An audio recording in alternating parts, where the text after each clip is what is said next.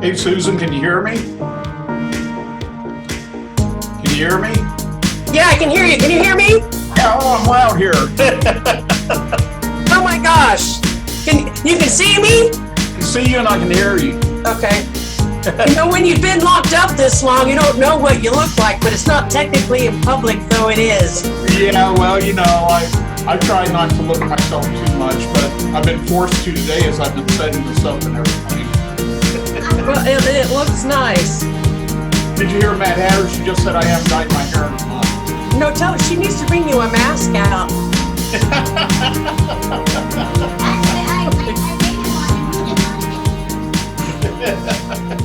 Oh. I wear a bandana, you know, because I'm jiggy like that. Are you? Yeah. I just went to the store, just the convenience store a second ago, and I wore a mask, but I'm the only one. Yeah. No one else, they don't wear masks. I don't know what's wrong with them. They want everyone to die, apparently. I guess so. I wear one. I have this really cute one. I wear one. Yep, we always wear one when we go out. I mean, it's become habit, you know? Yeah, you know, it'd be interesting after this if people, right, were you going to shake hands when you meet someone? Are you, how close are you going to get? Yeah, I'm going to stay back away from people for a while. I am too. I think it's going to have an effect, at least for a while. Well, you know what my problem is, though? I'm a tattoo artist. So I have to get near people. Can you just do it with like paintball and be that good?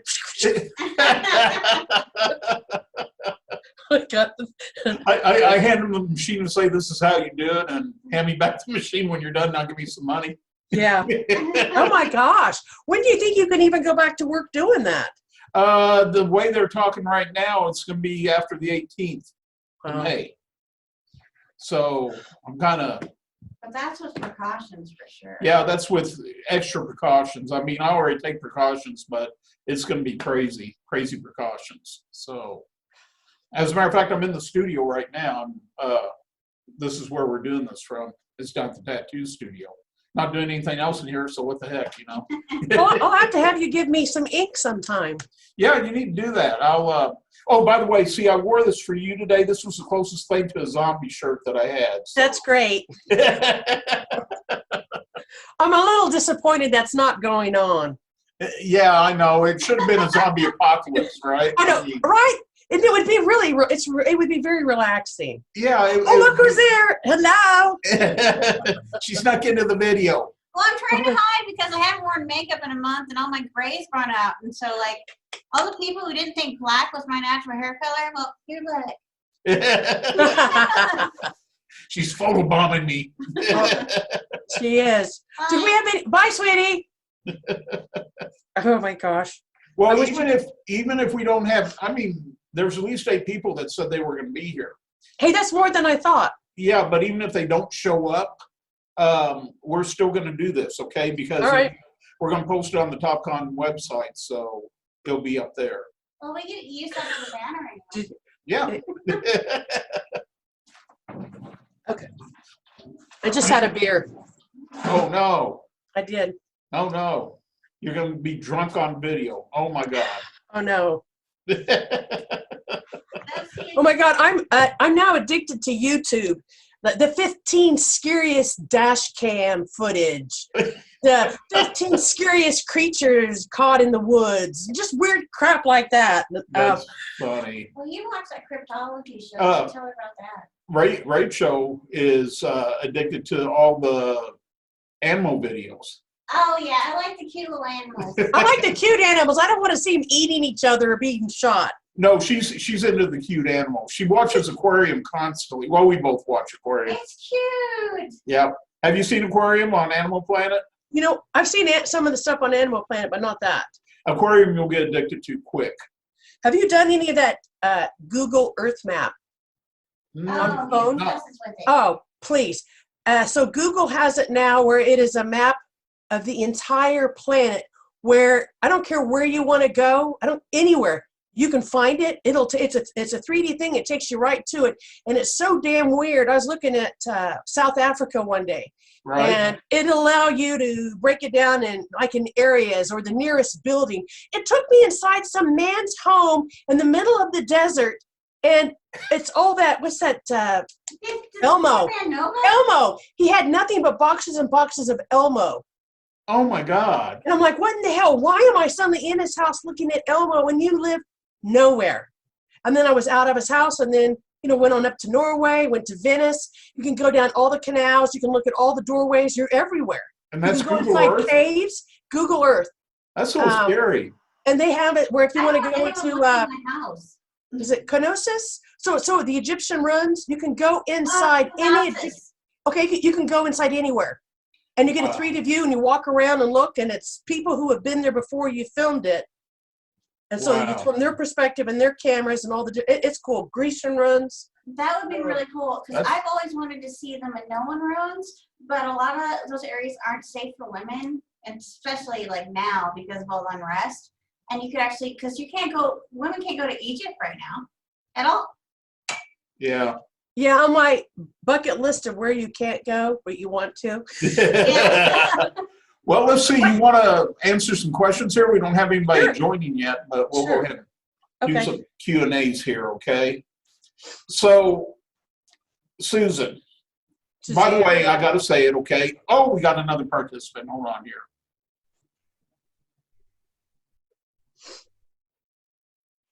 Looks like Buck Lang's going to join us. Excellent. Connecting audio right now. Here's Suzanne. Are you in there, Buck? I hear them. I can't see them,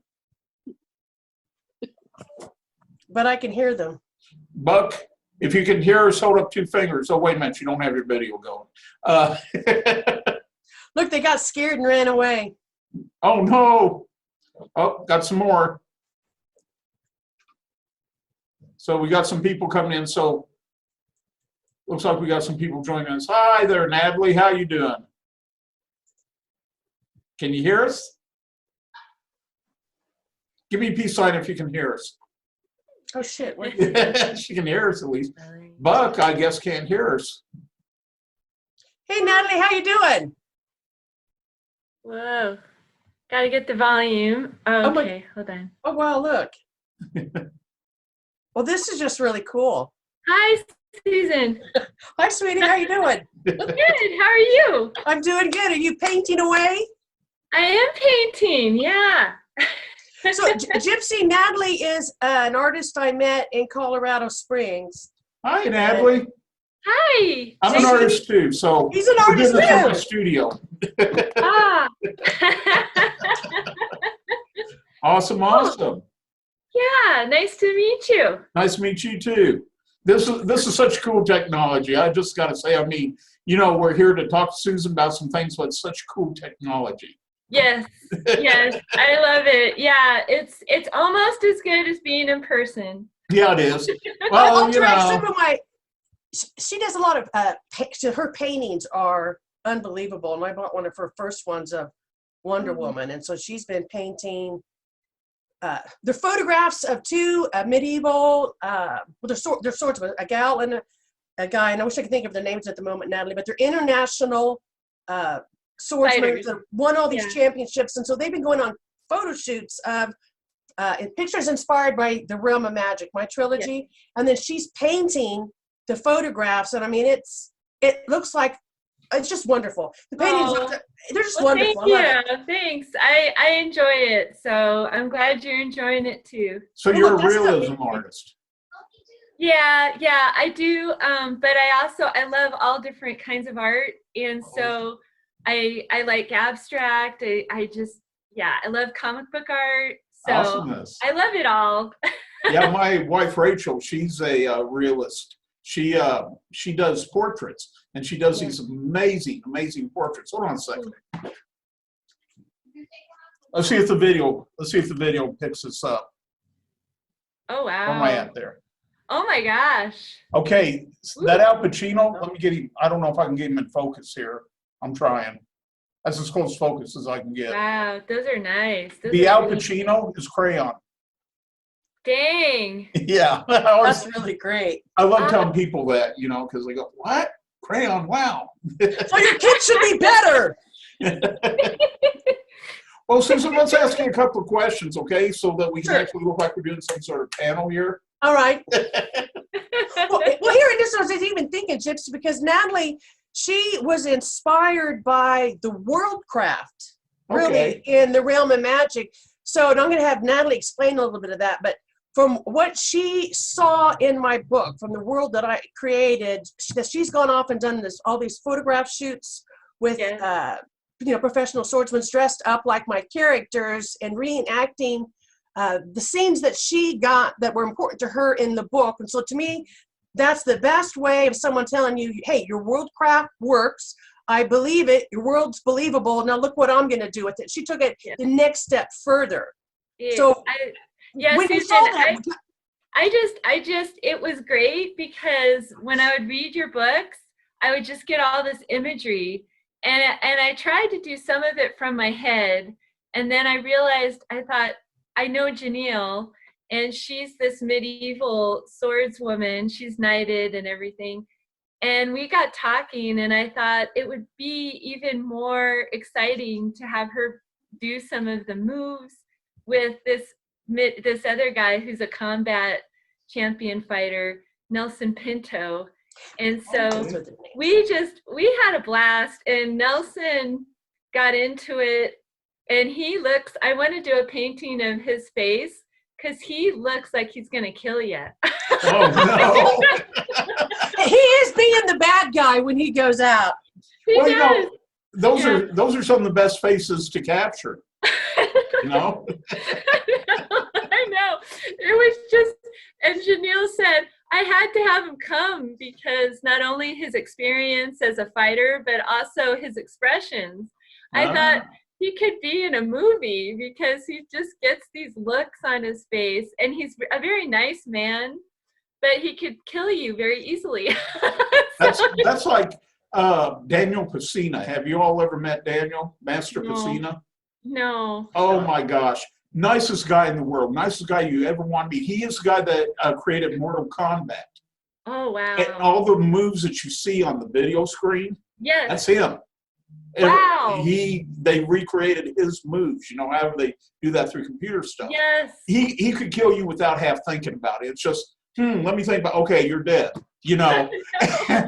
But the greatest, nicest guy that you would ever want to meet in your entire life. He's just amazing, Yeah, I didn't know his whole story when I met him. And we were sitting right next to each other in Janelle's Jeep. And he was just very pleasant, talking about Portugal. That's his native country. And, just very nice person. And then Janelle explained that he teaches special forces around the world how to kill people very easily. That's funny. That's really funny. Nice person. So I guess it shows you that, he has studied at monasteries. Right. So he's learned all these, martial arts and stuff. And so I guess he's just kind of wedded Eastern and Western together some. So Wow, an interesting cool. guy. Yeah. Kevin, I'm trying to get you unmuted there, buddy, and I don't know why you're muted. But there you go. Kevin, can you hear us? Can we hear you? Yeah, I can hear you. Where's your audio? Where's your video at? Well, I'm outside. There's a glare. Oh, well, we just want to see your ugly face. But okay.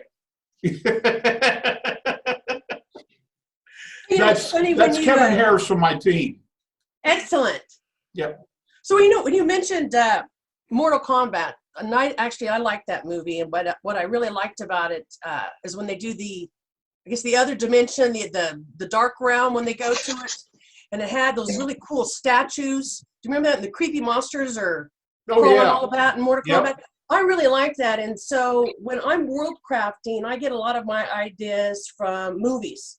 So from the cinematography, from the art direction, and that particular movie, I loved, I loved it so much. I was so disappointed it wasn't a real place, or you couldn't go look at those statues later. And they were phenomenal. But that type of imagery gives me ideas. Oh, yeah, I was going to ask you where you get your ideas, Susan, because I feel like I am sometimes in this vivid movie.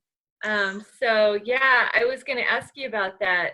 So then as an artist and a painter, you'll enjoy this. So for the realm of magic, before I even wrote anything, I hadn't come up with any characters or anything. There was a painting. It is a Celtic warrior. It's a woman, green cape and armor. She's holding a spear, and she has a wolfhound at her side, and she's on a mountain, and she's looking at something in the distance. Okay. And I found this picture, and so if you just type that in and Google that, what I just said, I will. it would pop up. And Okay. the painting was so moving to me. I thought, who is she, and what is she looking at? If you're standing there and you're dressed like that, what has riveted your attention so much? And so in my mind, so that's my character of Taliesin, red-haired character, and she's on the hilltop, and what she's looking at is the battlefield. Is after the battle, then she's looking at all the bodies and the armor and everything. And that is what chapter 1 was. And based on that painting alone, that opened the door for me to create this elaborate medieval realm with all the different, all the different kingdoms and all the different characters. And you have your regular medieval world, and then there's a magical realm that people can't see, and it's invisible unless you have magical powers. But all that came from just sitting down and looking at that painting, and then I let my imagination run. And I'm very attracted to medieval times. But I thought, No way, Susan. No, I know. It's not like I collect swords. You was in my house. Yeah, I see you inside your house. I know. Natalie and Kevin, there's nothing but swords are everywhere. They're on the walls. They're in huge big vases. They're everywhere. I love The it. house kind of resembles a castle, just so you know. So. Okay, that Now, sounds why would I great. not imagine that? A little, it's a little decorated like that. Wow. But when I had, and probably like you too, when you're painting, so I'm going to write about something that I am drawn to, that I'm already fascinated with. And so I'm a big fan of history. So whenever I'm going to worldcraft any story, I already kind of know the time periods that I like. Recently, I just wrote a Gothic horror.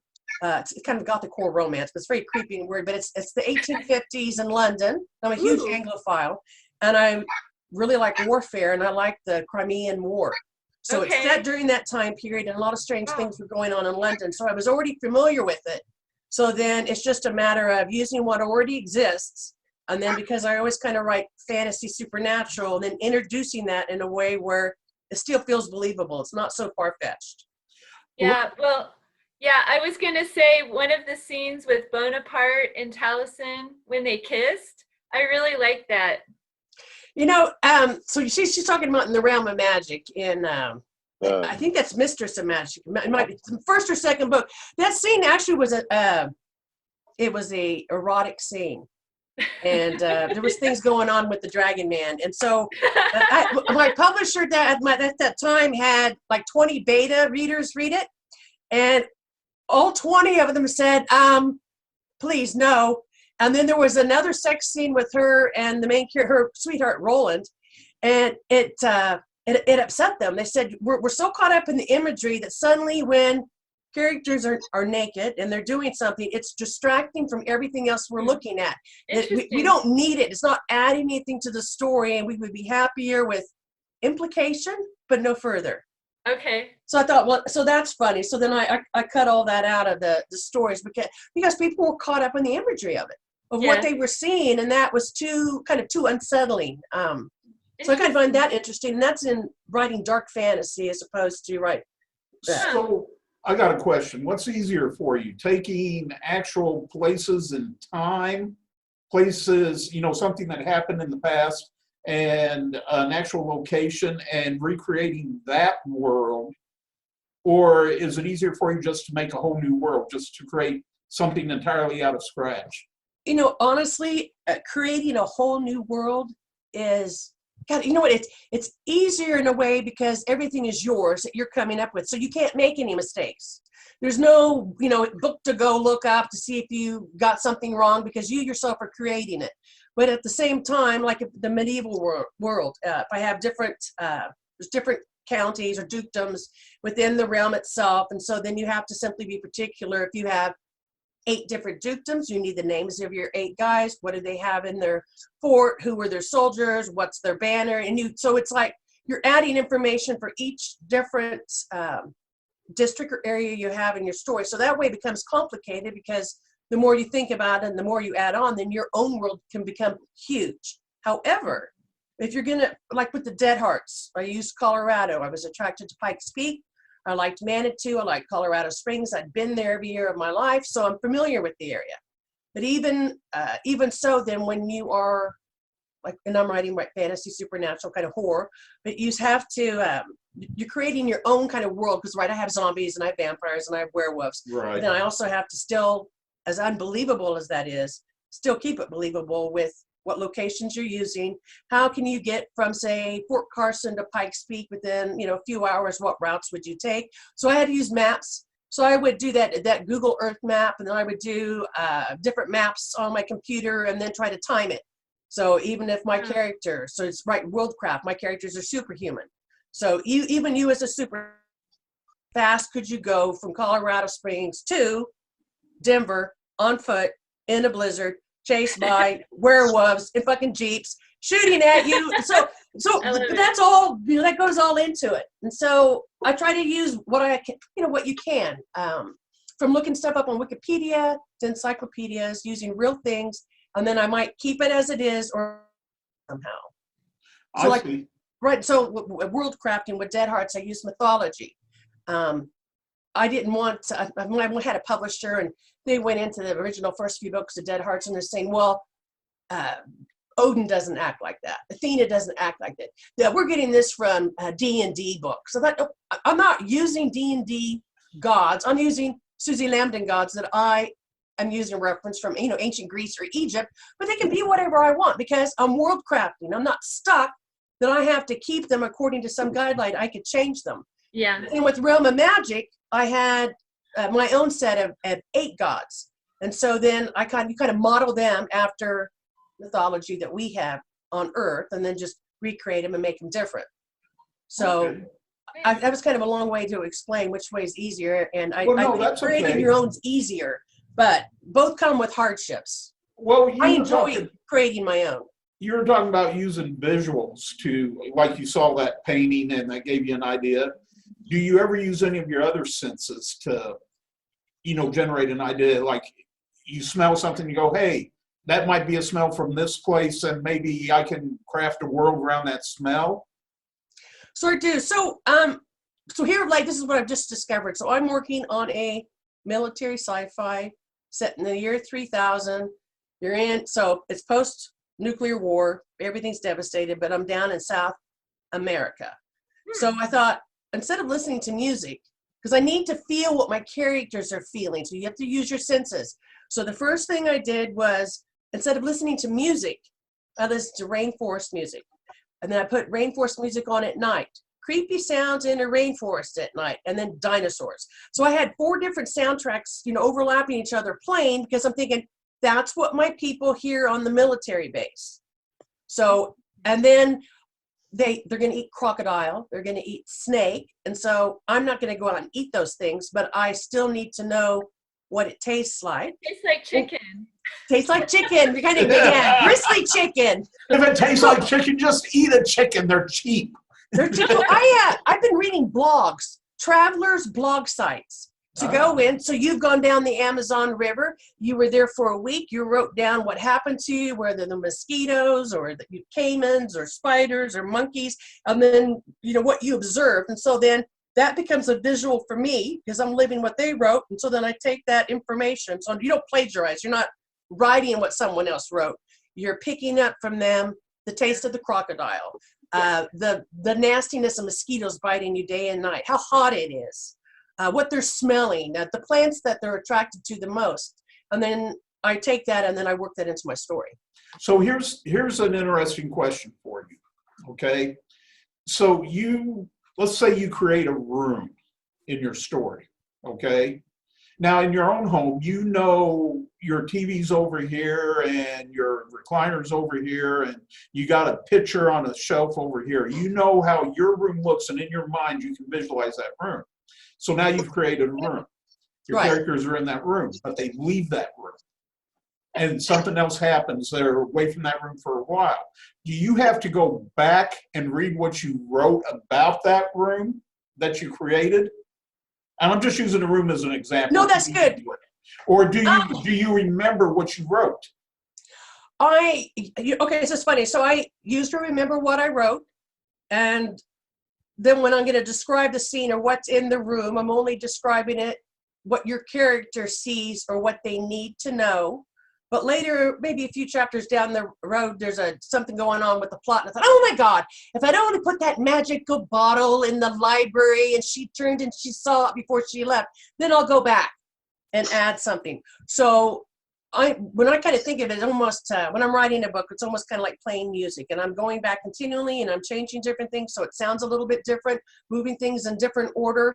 And when I worldcraft, I don't sit down and everything comes out of my brain at once. I've researched it. Now I know the politics and the religion and what the room looks like and what they're going to eat for dinner. I don't know these things.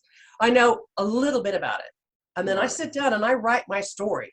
And then when I go back and I rewrite, each time I go back and rewrite, I'm adding things. Where now I'm only going to work on what was in the room and outside of the room and down the hallway. And so I'm only going to work on descriptions of buildings or interiors that day. And then the next time I'll go in and thought, well, now I've got to work on the politics. And so, yes, your dialogue changes. And so, yes, you're going to remove stuff you don't need, and then you're going to suddenly add more. So I'm constantly changing and moving the entire book as I go. Okay. So, and to me, that is the easiest way.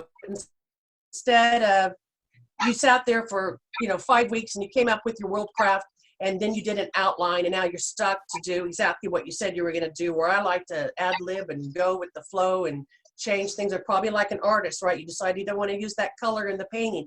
You don't even like the face, and you're going to change things. Yeah. And it's the same type skill set when you're writing a story. Okay.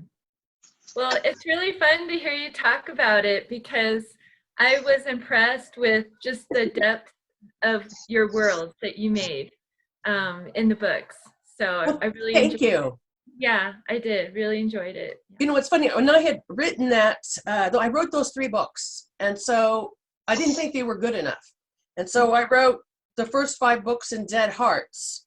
And then I went back to Realm of Magic and rewrote everything. And I was thinking, Game of Thrones had come out, and I was thinking, oh my God, why can't I write like George R.R. Martin? Why is my story like, Game of Thrones? And I started reading it, and I thought, oh my God, and I was impressed, I'll admit, but my own worldcraft, I was like, I had no idea it was so elaborate, that it was that intense. And I thought, why did I not push this first before Dead Hearts when it was that elaborate? And it's slowly given to you, right? I don't like data drop, and because your senses, you're on sensory overload. Yeah. As it slowly got into my own stories again, I thought, oh my God, there's so much more here than I even realized, which makes it probably sounds funny, but I would think sometimes you step back and you look at a painting after you've done it, and you didn't realize that this special effect was going on, or that the colors were going to react the way they did. So you're surprised, even though you painted it.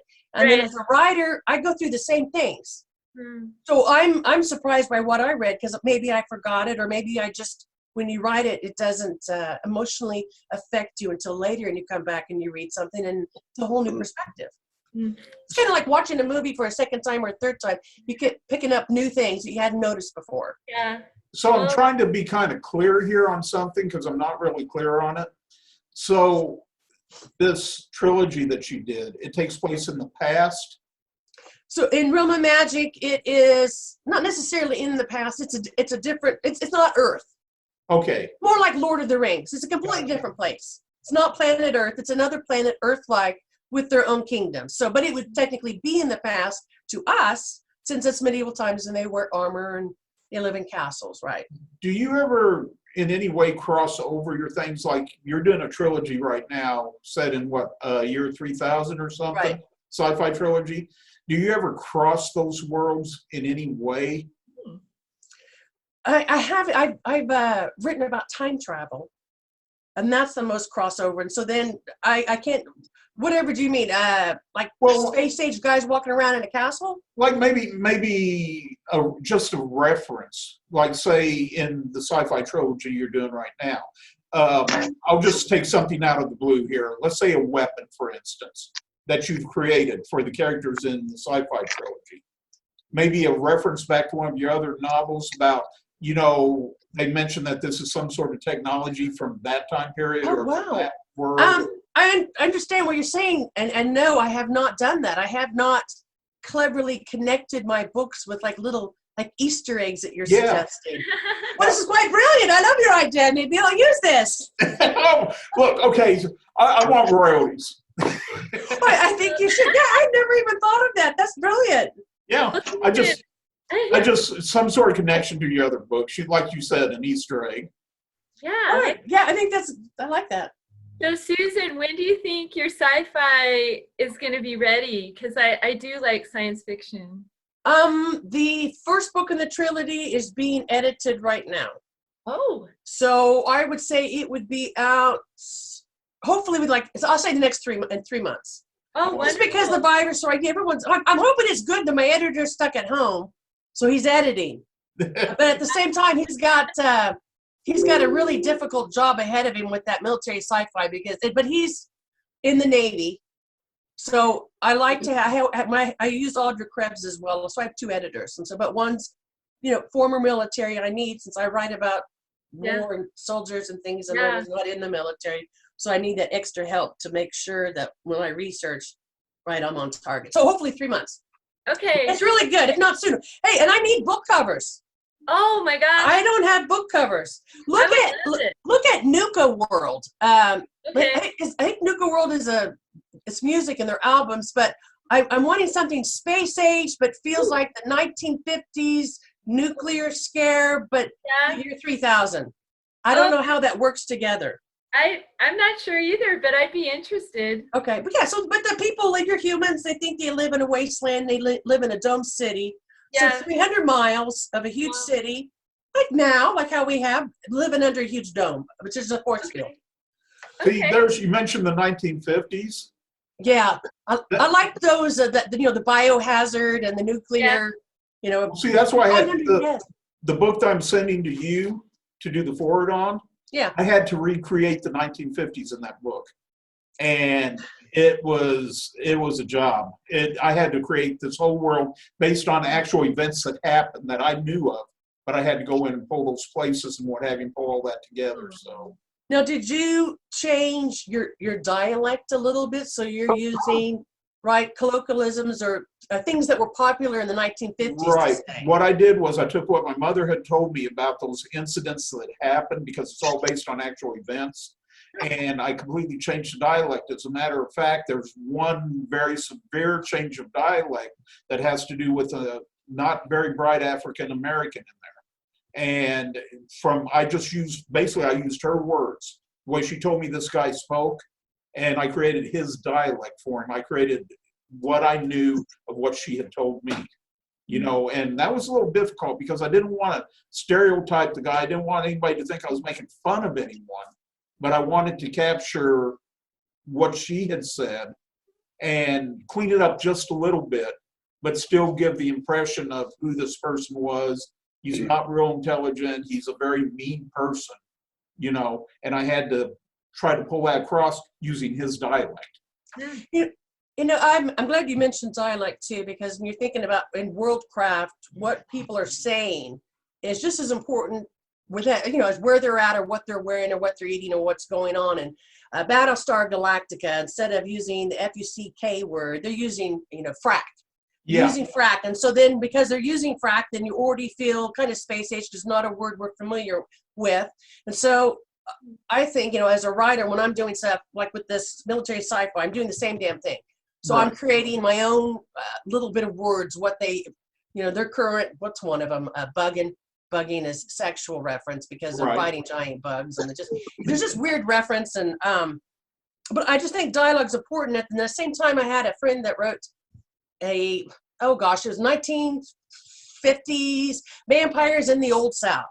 And so she's trying to, when she's doing her worldcraft, it would be pages of descriptions where the clothes or the buildings or what was going on. It was way too much. I'm trying to tell her to cut back. But her dialogue, she did every book. So when you're writing the dialogue, because you don't necessarily, you can say that I have a Scottish accent. And so when you're reading the words, you're going to hope maybe I sound like the sexy Outlander or Sean Connery.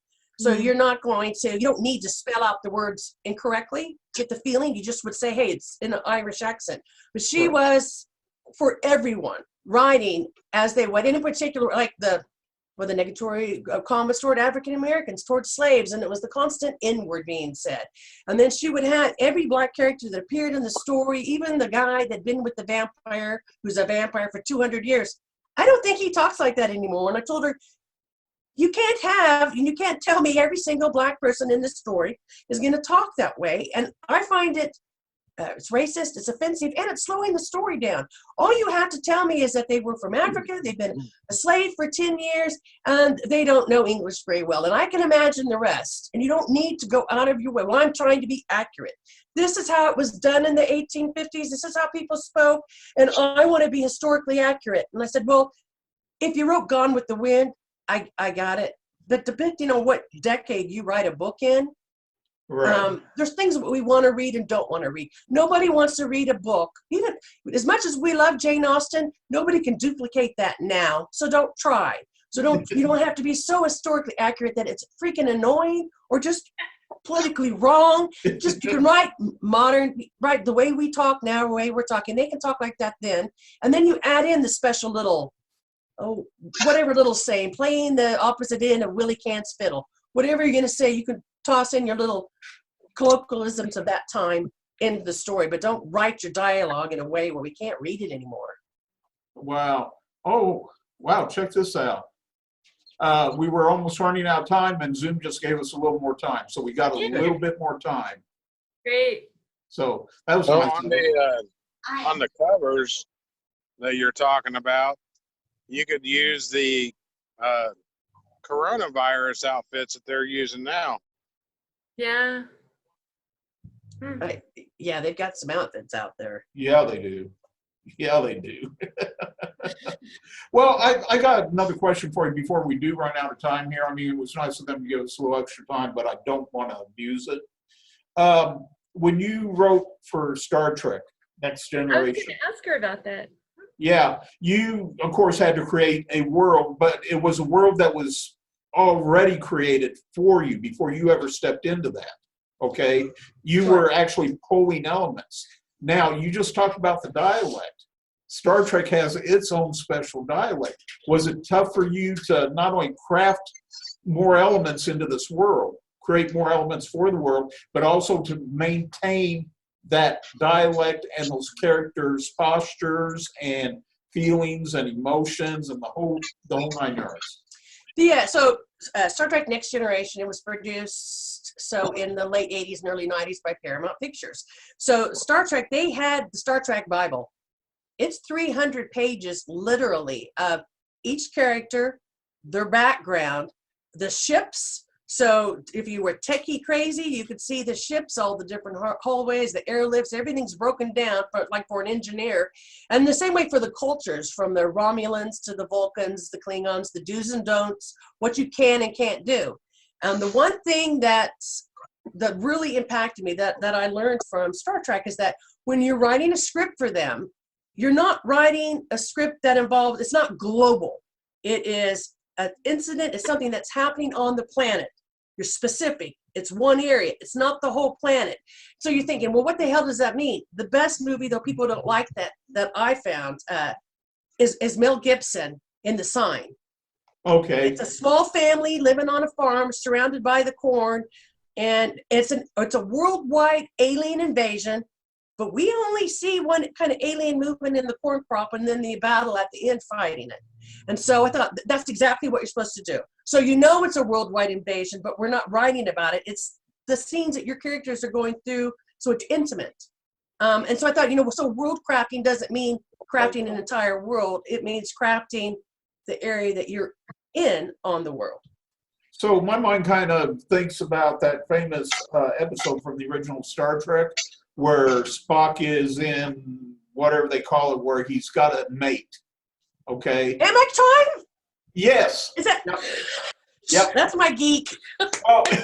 Yeah. Sorry. I'm Yeah. thinking about that because what you just described, there's a whole world going on Vulcan. There's things happening all over Vulcan, but that story centers just in that one place, in that one arena, that one space. And we don't care about what's going on the rest of Vulcan.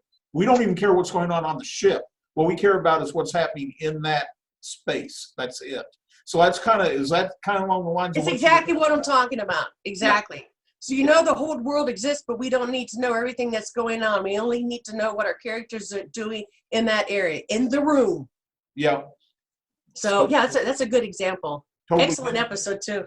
Yeah, excellent episode it is. It's really good. So before we run out of time here, Susan, okay, this is going to be a tricky one for you. Okay. Do you use current political and social situations when you write your books, if they're in present time, like the zombie books or anything along those lines? Do you use what's going on in the world?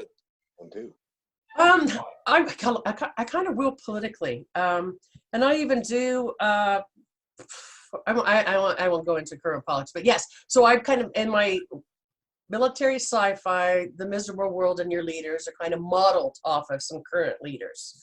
And when I wrote Dead Hearts, of course, I didn't know there was going to be an actual pandemic later, but I had always been attracted to the Black Plague and then the Spanish influenza, 1918. Right. So I guess maybe not so much current stuff. I'm trying to think currently what I've kind of been using. The prejudice and hatred toward transgender and homosexual or just those type of things. I have a lot of friends that are either they're gay or they're transgender, Right. and they get nothing but hate from people. And so I try to write characters that respectfully might be transgender. I even had an intersex, which is the good old-fashioned hermaphrodite, which we're not supposed to say that anymore, though I find that word delightful. But these are type of sensitive subjects that I want all readers to know that there's going to be always a character that's fashioned after them, that I'm not spending time focused on you because I don't like people with tattoos wearing a skull shirt. Now, there might be a character like you, but you're one of us. You're one of many. So my books tend to include everyone and not point out racism, that there's something for everybody in the story, right? So I'm taking a problem that's currently going on with so many people, but I'm putting those people in my world now equals. So there isn't any problem, to show you how society should be without seeing my skin color, without seeing my gender, without carrying my gender. And so I like to write about the respect and that way of treating somebody else like you'd like to be treated. Does that kind of answer it? Yeah, that kind of answers it. I do a lot of blogging, and I try to keep the political blogs separate from other blogs. And when I write my other blogs, I try to keep political stuff out of it. I keep a separate arena for the political stuff. But I find it very difficult sometimes with current social and political situations to draw that line between the two. It's just really a tough thing to do. So you as a writer, I imagine it'd be a hard thing not to pull off of what's currently taking place, You know what's funny, which I've noticed that I do a lot, and I can't explain it, so maybe you can, is that, so I'm a huge animal activist, and I belong to a lot of groups and a lot of wolf conservation, and so I'm very pro-animals. I love my animals. Yet, somebody was reading the Dead Hearts, and they're like, why are you killing the dogs and the cats? And they're like, I'd get a message, why did you just kill the dog? Why is it always the dog? And I thought, am I? And so you go in and, yeah, I'm always killing animals, and Watch anything with a dog dies. it's like somehow, isn't that funny? So it doesn't bother me if you're in the battle and the humans are gone, but somehow, and so I thought, well, maybe I'm putting that in there, so then you reading, you should be upset. Let's cheer for the dog and let's cheer for the cat. Let's hope they get through. But eat the people. Go ahead and stab that guy. He's no good. But I thought, isn't that funny? Because unlike I'm on the PETA and all the different things, I'm always commenting on something. But then yet I would take the time, and then it's usually right. It's not the good guy. It's the bad guy. It's the villain to make you hate him all the more. But yeah, I've noticed that I do that. So I thought that's funny. That is funny. Susan, I was going to tell you, my youngest daughter, she's now 10. She's very interested in writing. So she read the Tui Sutherland books on the dragons. And so she's writing her own spin-off about dragons. This And- wonderful. So, and I'm sure she's creating her own world, right? Yeah, so I would love next year when we get together, I'd love for her to meet you, I would love to. I would love to meet her, Natalie. Okay. Well, Did good. you? Well, she's doing the right thing, right? Inspiration from other sources. Yeah. It's So fun. before we call this an evening, okay, words of wisdom, Susan, to, aspiring writers or even seasoned writers, something that they can take away when it comes to building a world, a do or a don't or a maybe. I guess what I would say is write what you want to write about, write what you know about. If you don't know about it, research. But of all things, you do have to finish the story. But the trick is, once you finish the story, go back in and add all the goodies. It's like icing a cake. So when you're crafting your world, you don't have to have the entire world there when you're building it. But by the time you're done and you've gone through your book 10 times, you should have a lovely planet Earth made of cake with icing. So what you're saying is bake each layer of the cake and then put it together with the frosting in between and decorate the outside. Yeah, and you know what? You take your time and enjoy. Yep, I like that. You know what? Here's the lasting word too. Stop worrying about if you're going to be published or not. Write the book that you want to write. And then when you get done with the project and you have the final project, then you can think about that.